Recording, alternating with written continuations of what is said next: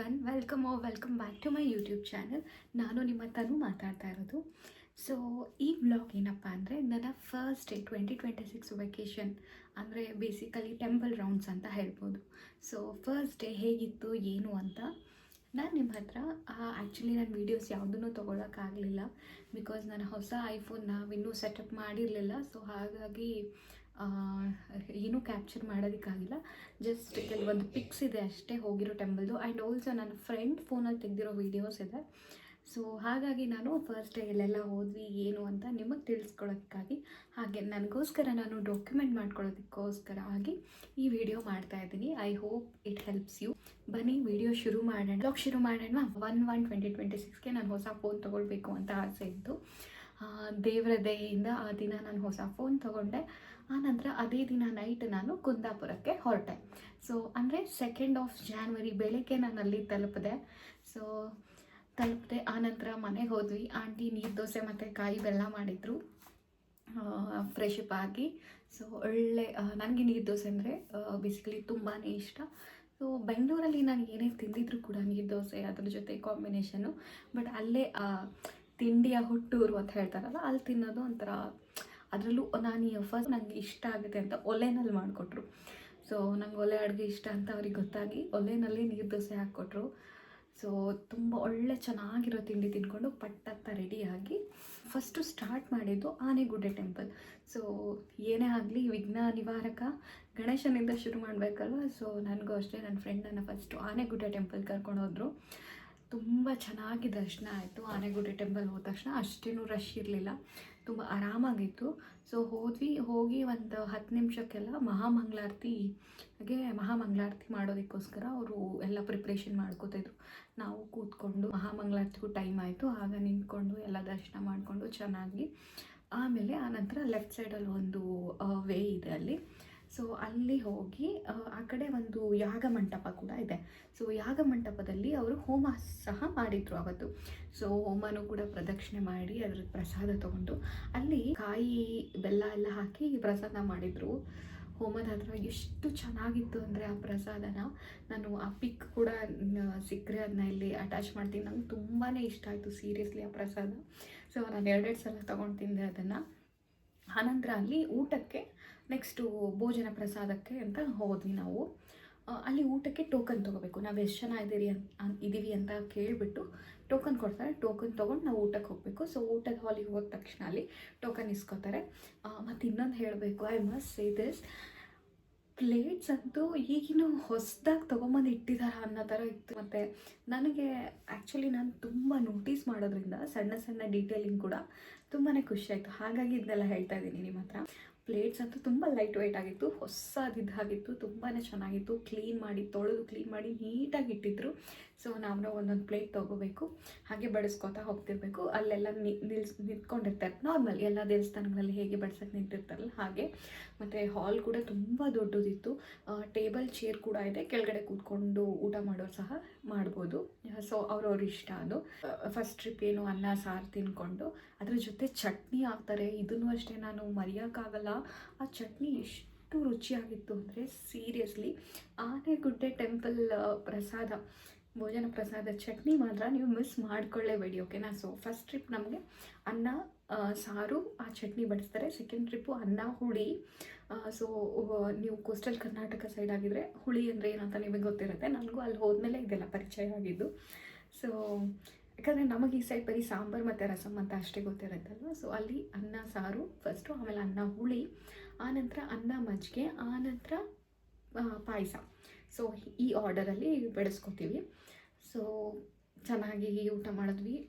ಪ್ರಸಾದ ರುಚಿ ಆ್ಯಕ್ಚುಲಿ ಹೇಳಬಾರ್ದು, ಪ್ರಸಾದ ಎಲ್ಲೇ ತಿಂದರೂ ತುಂಬ ರುಚಿಯಾಗಿರುತ್ತೆ. ಬಟ್ ನಾನು ಹೇಳ್ತೀನಿ, ಆನೆಗುಡ್ಡೆ ದೇವಸ್ಥಾನದ ಪ್ರಸಾದನೂ ಅಷ್ಟೇ ತುಂಬಾ ಇಷ್ಟ ಆಯಿತು, ತುಂಬ ರುಚಿಯಾಗಿತ್ತು. ಸೊ ಇಷ್ಟ ಆಯಿತು. ಆನಂತರ ಆನೆಗುಡ್ಡೆ ದೇವಸ್ಥಾನದಿಂದ ನಾವು ನೆಕ್ಸ್ಟ್ ಹೊರಟಿದ್ದು ಹರಿಹರೇಶ್ವರ ದೇವಸ್ಥಾನ. ಒಂದು ವೇ ಇದೆ. ಸೊ ಅಲ್ಲಿಂದ ನೀವು ಹರಿಹರೇಶ್ವರ ದೇವಸ್ಥಾನಕ್ಕೆ ಹೋಗಬೇಕಾಗುತ್ತೆ.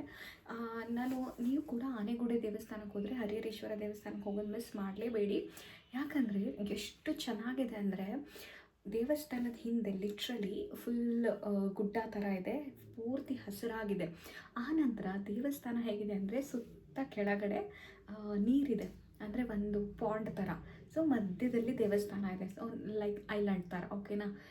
ಎಷ್ಟು ಪೀಸ್ಫುಲ್ ಆಗಿದೆ ಅಂದರೆ ದೇವಸ್ಥಾನ ಒಳಗಡೆ ಹೋಗ್ತಿದ್ದ ಹಾಗೆ ಗರ್ಭಗುಡಿಯಲ್ಲಿ ಹರಿಹರೇಶ್ವರ, ಸೊ ಹರಿಹರ ಇಬ್ಬರು ಇರೋವಂತಹದ್ದು ಒಂದು ಮೂರ್ತಿ ಅದು, ಓಕೆನಾ.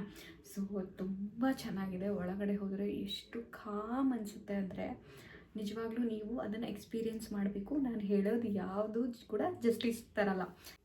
ಸೊ ಒಳಗಡೆ ಹೋದರೆ ವಾಪಸ್ ಬೇಗ ಬರೋದಕ್ಕೆ ಮನಸ್ಸೇ ಆಗಲ್ಲ, ಅಷ್ಟು ಕಾಮಾಗಿತ್ತು, ಅಷ್ಟು ಪೀಸ್ಫುಲ್ ಆಗಿತ್ತು. ಸೊ ಹೊರಗಡೆ ಬಂದು ಈ ಕಡೆ ನದಿಯಲ್ಲೆಲ್ಲ ಪೂರ್ತಿ ಪಾಂಡ್ ಥರ ಏನಿದೆ ಅಲ್ಲ, ವಾಟರ್ ಸ್ಪೇಸ್, ಅಲ್ಲಿ ಮೀನುಗಳು ಸಹ ಇತ್ತು. ಅದನ್ನೆಲ್ಲ ನೋಡಿಕೊಂಡು ಕ್ಯಾಪ್ಚರ್ ಮಾಡಿಕೊಂಡು, ಗಾಳಿನೂ ಅಷ್ಟೇ ತುಂಬ ಚೆನ್ನಾಗಿ ಗಾಳಿ ಬರ್ತಿತ್ತು. ಸುತ್ತ ಮರ ಗಿಡ ಇದ್ದಿದ್ದರಿಂದ ಸೊ ತುಂಬ ಚೆನ್ನಾಗಿತ್ತು. ಸ್ಟೆಪ್ಸ್ ಹತ್ಕೊಂಡು ಹೋಗಬೇಕು, ಸ್ಟೆಪ್ಸ್ ಹತ್ಕೊಂಡ್ಬರ್ಬೇಕು ಆ್ಯಕ್ಚುಲಿ ಅದಕ್ಕೆ. ಸೊ ಎಸ್, ಅದು ಕೂಡ ತುಂಬಾ ಒಂದು ಒಳ್ಳೆ ಎಕ್ಸ್ಪೀರಿಯೆನ್ಸ್. ನೆಕ್ಸ್ಟ್ ನಾವು ಅಲ್ಲಿಂದ ಚಂಡಿಕಾ ದುರ್ಗಾ ಪರಮೇಶ್ವರಿ ದೇವಸ್ಥಾನಕ್ಕೆ ಹೋದ್ವಿ.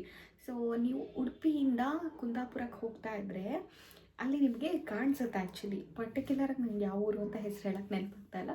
ಸೊ ನೀವು ಇಲ್ಲಿ ಬಸ್ಸಲ್ಲಿ ಹೋಗಲಿ, ಯಾವುದೇ ವೆಹಿಕಲಲ್ಲಿ ಹೋಗಲಿ, ಮೇನ್ ರೋಡಲ್ಲೇ ನಿಮಗೆ ಕಾಣಿಸುತ್ತೆ ಶ್ರೀ ಚಂಡಿಕಾ ದುರ್ಗಾ ಪರಮೇಶ್ವರಿ ದೇವಸ್ಥಾನ ಅಂತ.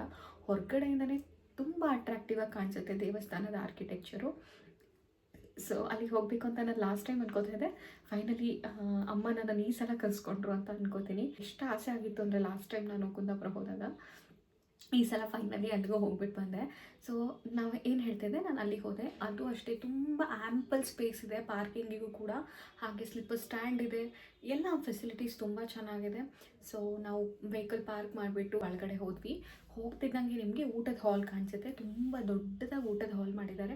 ಸೊ ಟೇಬಲ್ ಚೇರ್ ಎಲ್ಲ ಹಾಕಿದ್ದಾರೆ. ತುಂಬ ದೊಡ್ಡ ದೊಡ್ಡ ತಟ್ಟೆ ಇತ್ತು. ಸೊ ನಾನು ಯಾಕೆ ಇನ್ನು ಮೊದಲನೇ ಹೇಳ್ತಿದ್ದೀನಿ ಅಂತ, ಹೋಗ್ತಿದ್ದ ಹಾಗೆ ನಿಮಗೆ ಅದು ಕಾಣಿಸುತ್ತೆ, ಓಕೆನಾ. ನಂಗೆ ಅದು ಅಂದರೆ ನಾನು ಹೇಳಿದ್ನಲ್ಲ ನಿಮಗೆ, ನನಗೆ ಆರ್ಟ್ ಆಫ್ ನೋಟಿಸಿಂಗ್ ಸ್ವಲ್ಪ ಜಾಸ್ತಿ ಇರೋದ್ರಿಂದ ಸಣ್ಣ ಸಣ್ಣ ಪುಟ್ಟ ಪುಟ್ಟ ಥಿಂಗ್ಸ್ ಕೂಡ ನಾನು ತುಂಬ ನೋಟಿಸ್ ಮಾಡ್ತೀನಿ, ಹಾಗಾಗಿ ಹೇಳ್ತಾ ಇದ್ದೀನಿ. ಸೊ ದೊಡ್ಡ ದೊಡ್ಡ ತಟ್ಟೆಲಿ ಎಲ್ಲ ಬಡ್ಸೋಕೆ ನಿಂತಿದ್ರು. ಬಟ್ ನಾವು ಆನೆಗುಡ್ಡಲ್ಲೇ ಊಟ ಮಾಡಿದ್ರಿಂದ, ಪ್ರಸಾದ ಸ್ವೀಕರಿಸಿದ್ರಿಂದ ಅಲ್ಲಿ ಹೋಗಿ ಮತ್ತೆ ನಾವು ಊಟ ಮಾಡೋದಕ್ಕೆ ಹೋಟೆಲ್ ಸ್ಪೇಸ್ ಇರಲಿಲ್ಲ. ಸೊ ನಾವು ಸೀದಾ ದರ್ಶನಕ್ಕೆ ಹೋದ್ವಿ. ಹೋಗ್ತಿದ್ದ ಹಾಗೆಯೇ ಎಷ್ಟು ಚೆನ್ನಾಗಿ ಆ ವೇ ಇದೆ ಅಂದರೆ, ದೇವಸ್ಥಾನಕ್ಕೆ ಹೋಗೋ ವೇ ಒಂಥರ ಫುಲ್ ಎಲ್ಲ ಗೋಲ್ಡನ್ ಮಾಡಿದಾರೇನೋ ಅನ್ನೋಷ್ಟು ತುಂಬ ಚೆನ್ನಾಗಿದೆ. ಸೊ ಹೋಗ್ತಿದ್ದಂಗೆ ಅದು ಗೋಪುರ ಕಾಣಿಸುತ್ತಲ್ಲ, ತುಂಬ ಚೆನ್ನಾಗಿತ್ತು. ಸೊ ಒಳಗಡೆ ಹೋದ್ವಿ. ಒಳಗಡೆ ಹೋದರೆ ದೇವಿ ದರ್ಶನ ಅಷ್ಟು ಕಳೆಭರಿತವಾಗಿ ಕಾಣಿಸ್ತಾಳೆ ಅಮ್ಮ. ತುಂಬ ಸುಂದರವಾಗಿ, ತುಂಬ ಚೆನ್ನಾಗಿ ಅಲಂಕಾರ ಮಾಡಿದರು.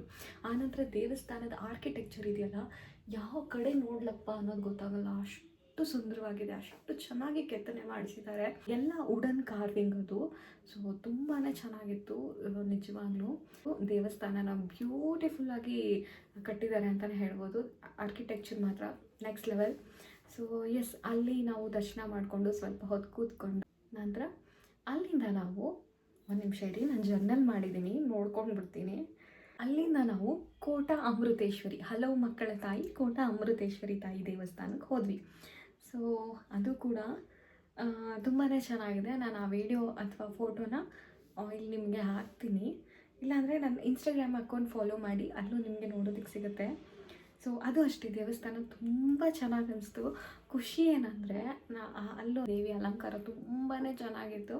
ಹೋಗಿ ನಾವು ಪ್ರೇ ಮಾಡ್ಕೋತಾ ಇರುವಾಗಲೇ ಪ್ರಸಾದ ಆಯಿತು ಅಂದರೆ ನಮ್ಮ ಕೋಸ್ಟಲ್ ಕರ್ನಾಟಕದವ್ರಿಗೆ ಗೊತ್ತಾಗುತ್ತೆ, ನಮ್ಮ ಕಡೆಯವ್ರಿಗೆ ಈ ಕಡೆಯವ್ರಿಗೆ ಗೊತ್ತಾಗಲ್ಲ. ಪ್ರಸಾದ ಆಯಿತು ಅಂದರೆ ತಾಯಿ ಮುಡಿಯಿಂದ ಹೂವಿತ್ತು, ಹೂ ಆಶೀರ್ವಾದ ಆಯಿತು ಅಂತ ಹೇಳ್ಬೋದು. ಸೊ ನನಗಂತೂ ತುಂಬಾ ಖುಷಿ ಆಯಿತು. ಹೊರಗಡೆ ರಕ್ತೇಶ್ವರಿ ಅಮ್ಮನವ್ರದ್ದು ಒಂದಿದೆ, ಆಮೇಲೆ ಹಿಂದ್ಗಡೆ ವೀರಭದ್ರೇಶ್ವರ ಗುಡಿ ಇದೆ. ಸೊ ಈ ಕಡೆ ಲೆಫ್ಟ್ ಸೈಡಲ್ಲಿ ಬಂದರೆ ದೈವಗಳ ಗುಡಿನೂ ಇದೆ. ಸೊ ಎಲ್ಲದೂ ದರ್ಶನ ಮಾಡಿಕೊಂಡು ಅಲ್ಲೂ ಕೂಡ ಪ್ರಸಾದ ಆಯಿತು. ಬಟ್ ನಾವು ಆನೆಗುಡ್ಡಲ್ಲಿ ಮಾಡಿದ್ರಿಂದ ಮತ್ತೆ ಅಲ್ಲಿ ಪ್ರಸಾದ ಸ್ವೀಕರಿಸೋಕ್ಕಾಗಲಿಲ್ಲ. ಆರೇಕಲ್ಲು ಬೊಬ್ಬರಿಯ ದೈವಸ್ಥಾನ ಸಿಗುತ್ತೆ. ಸೊ ದೈವಕ್ಕೂ ಕೂಡ ನಾವು ನಮಸ್ಕಾರ ಮಾಡಿ ಮುಂದೆ ಹೋದ್ವಿ. ಮರವಂತೆ ಬೀಚ್ ಸಿಕ್ತು. ಸೊ ಆನಂತರ ನಾವು ಅಲ್ಲಿಂದ ನನ್ನ ಫ್ರೆಂಡ್ ಮನೆಗೆ ಹೋದ್ವಿ. ಅವ್ರ ಅಕ್ಕನಿಗೆ ಪಾಪು ಆಗಿದೆ. ಸೊ ನಮ್ಮ ಶ್ರೀನಿಕಾ ಬೇಬಿನ ನೋಡಿಕೊಂಡು ಅವಳ ಮುದ್ದು ಮಾಡಿಬಿಟ್ಟು, ಸೊ ಅವ್ರ ಮನೆಗೆ ಹೋಗಿ ನಾನು ಯಾವುದೋ ಬ್ಲಾಗ್ ಮಾಡೋಕ್ಕಾಗಿಲ್ಲ. ಬಟ್ ನಮ್ಮ ಪುಟಾಣಿ ಶ್ರೀನಿಕಾದು ಎಲ್ಲ ವೀಡಿಯೋಸ್ ಇದೆ. ಬಟ್ ಅವ್ರಿನ್ನೂ ಫೇಸ್ ರಿವೀಲ್ ಮಾಡದೇ ಇರೋದ್ರಿಂದ ನಾನು ಸಹ ಇಲ್ಲಿ ತೋರಿಸೋದಕ್ಕಾಗಲ್ಲ ಅವಳನ್ನು. ಸೊ ಹೇಗಿತ್ತು ನಮ್ಮ ಮೊದಲನೇ ದಿನದ ಉಡುಪಿ ಕುಂದಾಪುರದ ಟೆಂಪಲ್ ರೌಂಡ್ ವ್ಲಾಗ್ ಅಂತ ಹೇಳ್ಬೋದು. It was wonderful day. So first day ತುಂಬಾ ಚೆನ್ನಾಗಾಯಿತು. ಸೊ ಸೆಕೆಂಡ್ ಡೇ ವ್ಲಾಗ್ ನಾನು ನಿಮಗೋಸ್ಕರ ಆಲ್ರೆಡಿ ಅಪ್ಲೋಡ್ ಮಾಡಿದ್ದೀನಿ. Don't miss to check it out. I hope you all enjoy listening to my trip ಕತೆ. So ನೀವು ಉಡುಪಿ ಕುಂದಾಪುರ ಹೋದರೆ ದೇವಸ್ಥಾನಗಳಿಗೆ ಹೋಗೋದನ್ನು ಮಿಸ್ ಮಾಡಲೇಬೇಡಿ, ನಿಮಗೆ ತುಂಬಾ ಇಷ್ಟ ಆಗುತ್ತೆ. ಸೊ ಇಲ್ಲಿಗೆ ನನ್ನ ವ್ಲಾಗ್ ಮುಗಿಸ್ತಾ ಇದ್ದೀನಿ. ಈ ವ್ಲಾಗ್ ಇಷ್ಟ ಆಯಿತು ಅಂದರೆ ಏನು ಮಾಡಬೇಕು ನೆನಪಿದೆಯಾ? ಲೈಕ್, ಶೇರ್, ಕಾಮೆಂಟ್ ಆ್ಯಂಡ್ ಇನ್ನೂ ಸಬ್ಸ್ಕ್ರೈಬ್ ಮಾಡಿಲ್ಲ ಅಂದರೆ ಸಬ್ಸ್ಕ್ರೈಬ್ ಮಾಡೋದು ಮರಿಬೇಡಿ. ಹಾಗೆ ಆ ಬೆಲ್ ಐಕಾನ್ ಕೂಡ ಪ್ರೆಸ್ ಮಾಡಿ, ಸೊ ದಟ್ ನಾನು ಹೊಸ ವಿಡಿಯೋ ಯಾವುದೇ ಅಪ್ಲೋಡ್ ಮಾಡಿದ್ರು ನಿಮಗೆ ಬೇಗ ನೋಟಿಫಿಕೇಷನ್ ಬರುತ್ತೆ. See you in my next vlog. Thank you. Bye bye.